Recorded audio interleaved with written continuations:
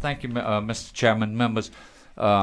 We have been looking at our budget since I got there, and certainly we proceeded last year with doing some reductions and looking at that excess authority we have and making some adjustments. And although it may look like we haven't made enough of an adjustment, is we're being very cautious because we're operating in the red when it comes to our conservation fund. And certainly at different points in time we have to draw down some federal money, so that excess budget authority gives us that ability to do that.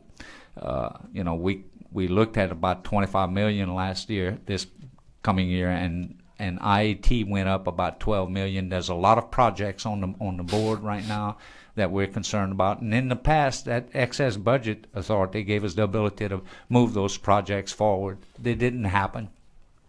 But at this point in time, there's a bunch of projects on the books that are ready to go, and I guess you could say they're shovel ready. So I don't want to place myself in a position of having to postpone those projects for 60, 90, or 120 days. We want to be able to move forward as quickly as we possibly can to get that on the ground, because we all know how desperate we are when it comes to coastal preservation and flood protection. So with that, we're going to continue to look at our budget, and we certainly, that excess authority, we're going to trim that down as we go, but I want to be cautious. Okay, we took it upon ourselves to do that this coming year, and we're going to continue to evaluate and do that.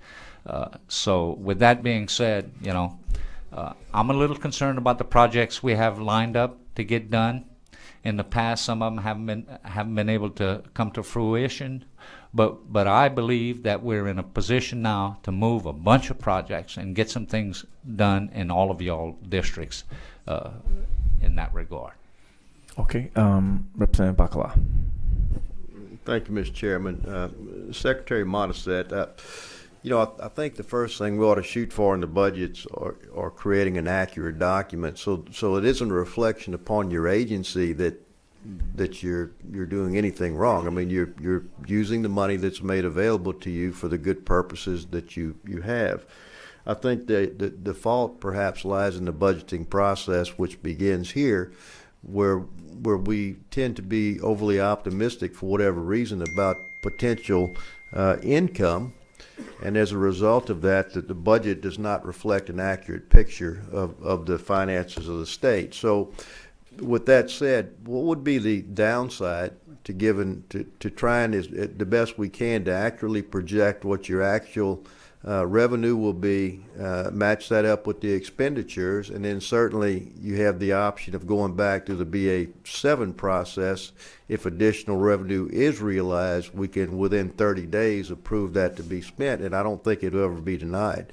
But wouldn't that give us a more accurate budgeting process for the people of the state of Louisiana, I think, to give us a little more confidence that we're not just putting irrelevant numbers on paper, that we are actually putting relevant information into a budget and recognition that we do have the BA7 process. So what would be your thoughts on doing that? I really don't have a problem doing that, except that, it's a process that takes time. And when we're looking at these projects that we have been developing over the years, that time, we're already running behind, so to speak, behind the timelines that were established initially. This just gives me the ability to move simultaneously when those projects are ready to go, and so we're probably talking about anywhere from 30 to 120 days of having those projects already started and well in the process. Whereas if I have to wait for a BA7, I think Joint Legislative Committee meets once a month, and if I happen to hit it the wrong time, it could extend it at least 60 days. So, right. The beauty about my department is my money rolls back over. I don't have to spend my money. in order to increase my budget next year. If we don't spend our money and we save money, we can roll that over and it stays in my department. So I have an advantage over some of the other departments because of that fact. So it doesn't encourage me to spend money just to spend money in order to increase my budget. If we save money, it's good for us because we can roll it over and use it for a really worthwhile program the following year if we have to. So, with that being said, look, I agree with you. We're not spending more than what we're taking in. The last couple of years we've been dipping into our conservation fund because of the revenues has substantially dropped with ammunition, gun sales, and license fees and the amount of licenses we have. So we do have a budget problem.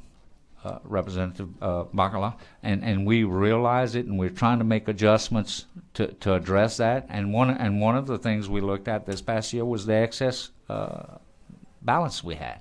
Look, and I think you don't have a budget problem. We have a way that we write down your budget. I think you're probably handling your money well, but it's the legislative process that leads to a miscalculation or. So I would hate to be the guy that says let's accurately budget, and it looks like you got a 30% cut. I don't want to seem that way, but at the same time, it seems like at some point we ought to base future year spending. The baseline ought to be past year expenditures and not past year budget, especially when cases like this. But it's just commentary, and I appreciate your feedback on it. Thank you, Mr. Chair. Hold on.